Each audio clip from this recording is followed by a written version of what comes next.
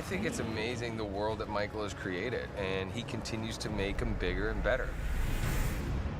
Making it unique brings people back, but the essence of these movies are the characters. So to keep people excited, we've constantly added new characters. This film is really like the best toy chest you could ever open. What do you want? It's all there. Did you forget who I am?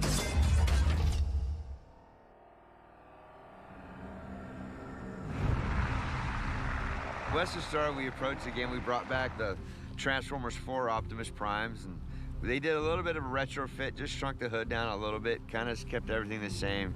Fresher paint job, kind of freshened up the trucks. Some of the attributes of Optimus that we added in the last film is that he can fly, which he had never done before. So he has jetpacks within his legs, and he also has a sword that is kind of like an Excalibur-type sword, and we are making him more like a knight.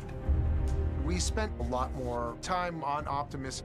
There always are slight design changes that we want to get in there, but then we also try and figure out ways to optimize them. One of the big things that we had on this one, that there's a great sequence that's on top of a cross ship where the knights have surrounded Optimus and kind of have him at a disadvantage. And we had, on this one, develop self-reflections. So Optimus is reflecting on some of his own surfaces, and that was sort of a new look for us, and something that we were really proud of.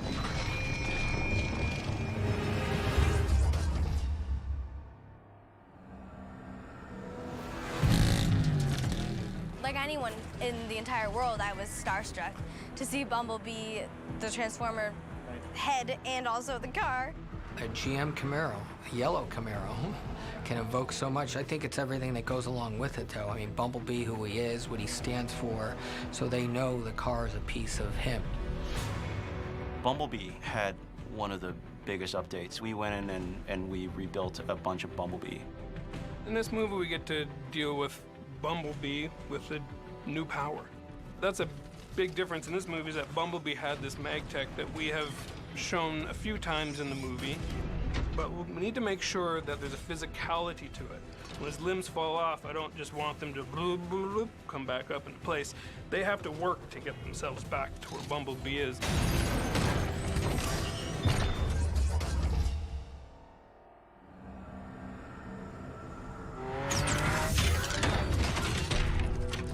There was one new character that we were really excited about, which was Hot Rod, which we had a lot of fun with.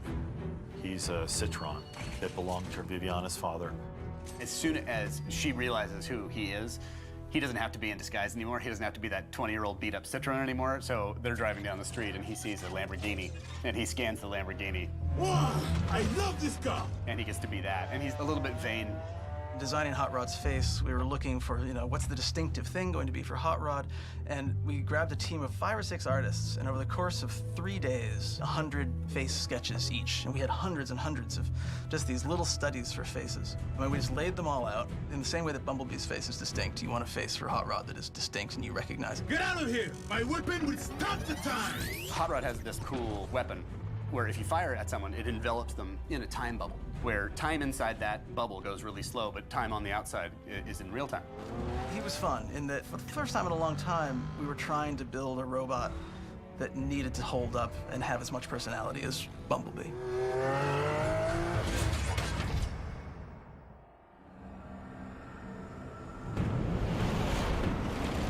Michael and I were looking at the Dakar rallies, and they use Unimox quite heavily in those. And we wanted to try and use that car because we wanted to get real speed out of Hound.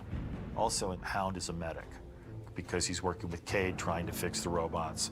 And we wanted to give him some other kinds of looks. And he's the big palooka with a heart of gold. Stop the time! There's a gag in this movie where Hot Rod used his time gun, stopped time around a couple of bad guys, which allowed Hound to use his minigun and just litter the bubble with bullets so that when the bubble goes away in real time, Decepticons are just destroyed by these bullets.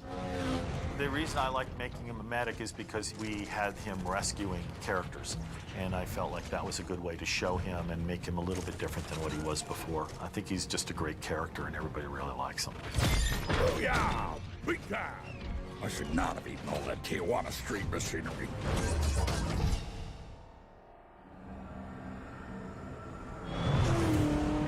last film, we had Hound, Crosshairs, and Drift, which are all really terrific guys. Michael really stressed the character development in them, and we saw the action that they could do, and so we wanted them to come back. We kind of gave Crosshairs a new facelift, so to say. A little bit of new design, new pattern for him. Some upgrades on some vents, and a little bit of hood. The car itself is the same vehicle that we had from Transformers 4, same Crosshairs. We just kind of gave him a little bit of a makeover. Again, with our partner GM, they wanted to do a revised Corvette, and so he's a little sleeker. GM has done some specialty work to him for us that's made him something special. Listen up, Little Miss Sunshine. I'm in charge now. Just don't expect any bedtime stories.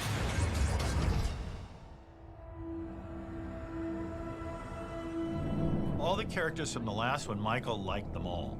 With Drift, it's all been kind of an ongoing process from 4 to 5. Drift was also a major redo on his face, especially. His colors obviously changed from the last movie to this one because of his vehicle change. Drift was the opportunity to bring in the world of the samurai and their knights. And also Drift has some Chinese attributes as well, the way he fights.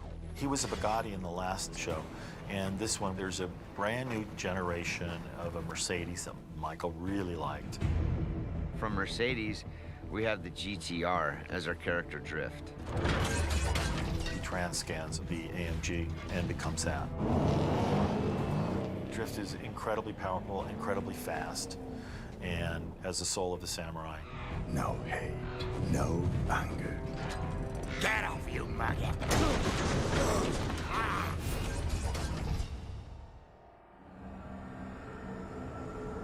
Oh my God! A leprechaun! Who the hell are you?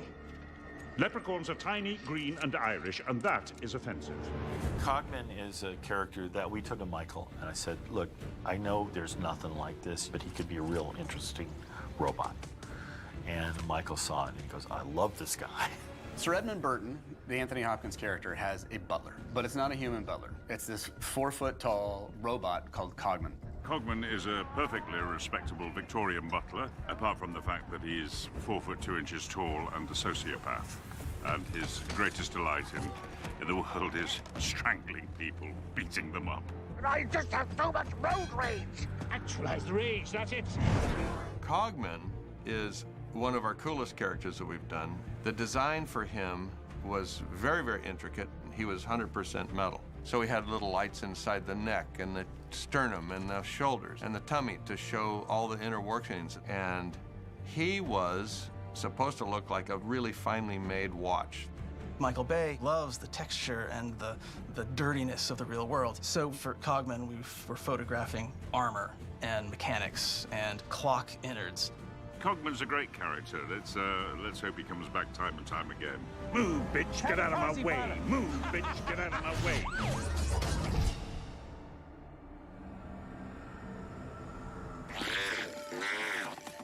One of the fun things about this film is that there are some characters that are unlike characters we've done in previous films. Squeaks is one of them, because it's a robot that's at human scale and interacts with humans. Hey, stop throwing a hissy fit. Squeaks is adorable. He's probably the cutest Transformer I've ever seen. Michael wanted a character that would be fun to watch. And so I took that and started playing around with that as a robot. They built a practical version of this robot, which is also something we haven't really done before. They built a full-size Squeaks based off of our CG model. We've made 3 Squeaks that can move around, and he can drive through things, and his arms move. We had an actual thing made, and it was pretty cool. And like Jeff, who controls him and like makes his head move and his arms turn, like we're buds now. We then came back around and made a computer model that matched exactly this physical prop. And we would take over when the Squeaks puppet couldn't perform things required of it, or even just replacing some mechanics in its head to move and makes its eye express. He's a full-fledged member of our cast, so we treat him as such, has his own chair and everything.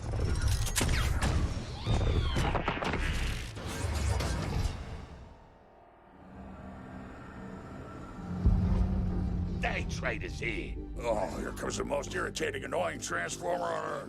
Traderbot's a new robot we invented. He was called Barterbot for a while. I remember working in the desert in Morocco, and you'd see these trucks that would go over the mountains, and they would be carrying all kinds of stuff. And I thought, well, what would happen if we had someone like Steve Buscemi be this guy? Easy, what? Oh, God, you always resort to violence. And Cade's always telling him to get the hell out of here, I don't want your stuff. But Barterbot has information that is vital to the movie. He's just like a street peddler. All the objects are mounted on kind of his backpack and hanging on his clothing and hanging from everywhere. So every time he tries to grab things, axles fall off and big heavy objects, and, you know, don't stand near him because you could get hurt. We had to find objects and fabricate objects that went with it. And I also thought it would be funny because he's picked up stuff from different universes. So I thought it would be interesting to add some things that we used on the previous Transformers in Hong Kong. You don't really know a whole lot about him, but he's an interesting character. All right, I'm gonna go slather myself in oil.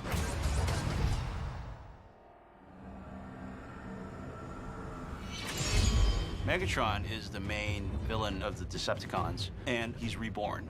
He's different, actually, in every movie. So in this one, we had a new design, so we had to rebuild him from the ground up, essentially. We didn't look back at anything that we did before. I drew up the initial Megatron, which is a different kind of vehicle, incredibly fast. And all of our jets and then a lot of the space-type vehicles are based on swords and daggers. So they all kind of look like that kind of shape. And that's kind of what we're going for in this. We wanted to broaden the world a bit with these characters. Megatron in this one is no longer a vehicle, he's a jet spacecraft. Megatron, he got cooler shapes, and he got a pretty cool war mask. And he has a little bit of an iridescent quality to him. He's a fan favorite, but he's also our favorite. I mean, he's a great villain. This is sort of the closing of a chapter and the beginning of new chapters to come. My army will stop them.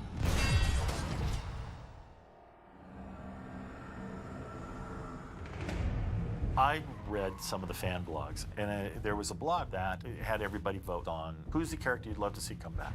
And it was Barricade. And I went to Michael and I said, Michael, we got to bring Barricade back. We went and got the appropriate car and the appropriate vehicle and made Barricade for the fans for this one. Today driving Barricade, one of the characters. Really fun, really fast car. A lot of exciting stuff you get to do in this thing. Sliding corners, chasing people, turning the lights on, not getting arrested for it. It's a good time. We redesigned the car with ILM, and he's now back in, and he's a big player in the movie. Michael wanted to go with dual eyes on Barricade. He's a police car type robot, and so we went with a blue and a red eye and reconfigured his shape and his silhouette and beefed him up a lot. You need a good bad guy. He's a good bad guy. And we have fun with, he has to punish and enslave, which we've changed to keep calm and hail Megatron.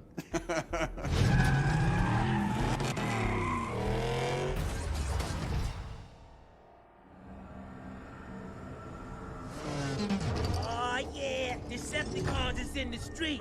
I showed Michael Confederate motorcycles.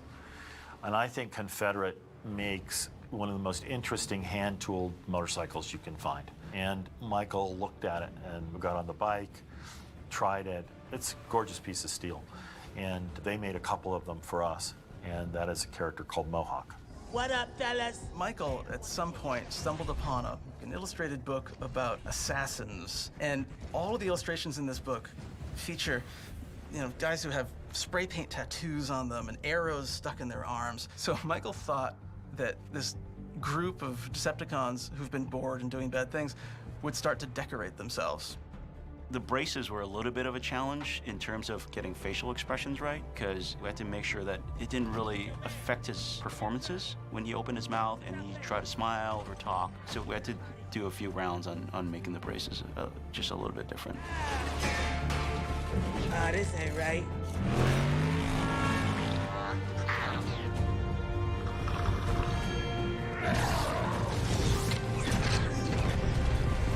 That's how you get to the big leagues.